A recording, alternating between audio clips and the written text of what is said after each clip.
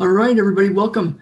And this morning, something really cool for you guys, some info. I don't know if you know, but Jen, my wife, is an amazing resource, and she's been researching a lot of stuff about vaccines lately. And she's been researching for many years a lot of things about healing. And she was a teacher at the Mueller College of Massage in San Diego, and she has a lot of information. And we have had this dream for a long time. And it was after we heard a lot about ancestral ways of living and eating.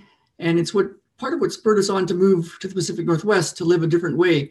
And so what we're doing, we've had this idea that, Weston A. Price, when he was a dentist back in the 1930s, and his wife and him, they traveled around the world every year for months and to look at indigenous cultures, because they were seeing that children were no longer thriving. Back in the 1930s, they were starting the whole world of orthodonture stuff, like fixing crooked teeth, was starting to become something, and dentists were making a lot of money fixing crooked teeth in children. It used to never be like that. And Wesley Price was the dentist that was the president of the American Dental Association. And he also noticed a lot more cavities. And he's like, what is going on? And as the Industrial Revolution was starting, there was more juvenile delinquency, and kids just weren't doing as well. And so he thought, is this happening everywhere else? And if it's not, what are they doing differently? So he traveled around to Kenya and the mountains high up in the Alps, and the Outer Hebrides Islands of Scotland and Kenya, and the Arctic Circle where the Canadian Indians, and then the Eskimos and the Pacific Islanders. And he studied different cultures. And what he found was there was a group of people, about 14, I think, might have been 11, but a bunch of indigenous cultures that were thriving. And the kids didn't have crooked teeth, and they didn't have cavities, and they were living into their hundreds with no problems, and there was no juvenile delinquency, and everybody was doing pretty darn well. And so we started looking like, well, what are they doing? And of course, an Eskimo eats differently than a Kenyan, and they eat differently than a Pacific Islander or a person high up in the Alps or outside the Hebrides Islands in Scotland. And but what he started noticing was there was common things that they were doing, and they were taking a lot of care in the way that they did things, including the way that they made their food. And he asked them, why do you guys work so hard? Why do you do so much to prepare your food? And they said, because we need perfect babies. And so he studied it. He took soil samples. He exhumed bodies with their permission and checked on them. He took soil samples. He watched what they ate. He asked lots of questions. And it was right at the time when the missionaries were starting to come into play. And so there was these indigenous cultures, some of them that were the missionaries came in and brought their canned meat and their flour and their sugar, and what he noticed was the cultures that some of the people that went into that way of eating, they had crooked teeth, they had cavities, they had juvenile delinquency, they had lots of problems, physical problems, health problems, mental problems. And so he would see perfectly good kid. The Westerners came in with their way of living, and then really kid having a really hard time.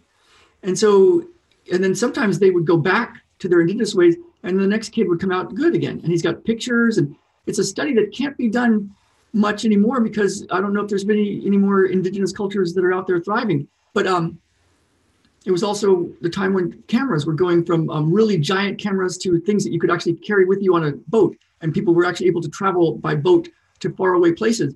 So it was a study that he did. It was the landmark study, quintessential book, Nutrition and Physical Degeneration by Weston A. Price, that researched this and documented how this is.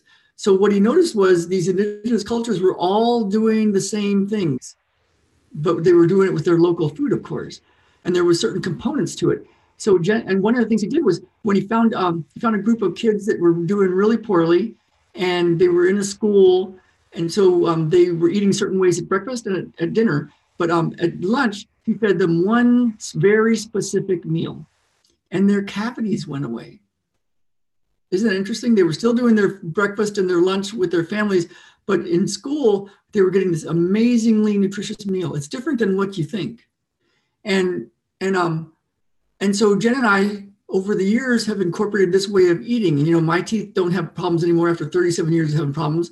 I don't have anxiety anymore after many, many years of that's how I lived, sweaty hands, don't have that anymore.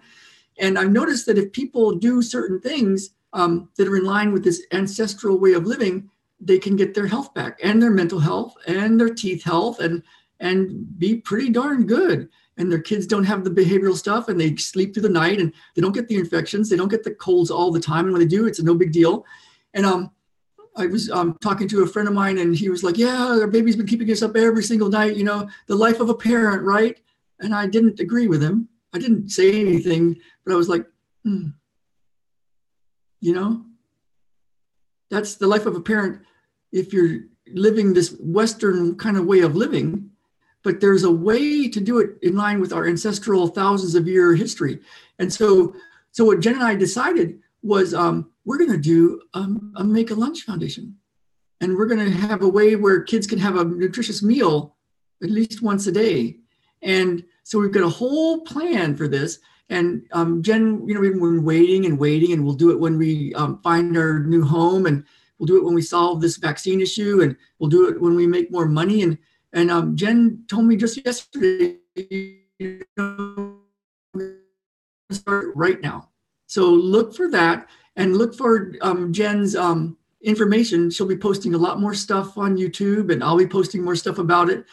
And so if you're interested in this way of living, then you can go get Nutrition and Physical Degeneration from Weston A. Price, landmark study. And kind of funny, you know, not funny, but he was ostracized from the dental community. They kicked him out of the American Dental Association. He wasn't the president anymore. And now if you go Google him, there's a lot of stuff in there about big quack. He's a quack, ha, ha, ha.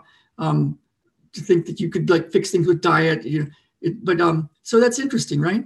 So, you know, we could fight that kind of stuff. We could rally against it, all the injustice and all that. But what we're going to concentrate on is getting kids good food and this ancestral way of living. And Jen's going to do a lot more stuff. So look for that. I'm super excited about it. And comment below if you want to help out with that. Email me or comment below, and we can hopefully use your help. All right, everybody. Have a good one. Ralph Havens signing off.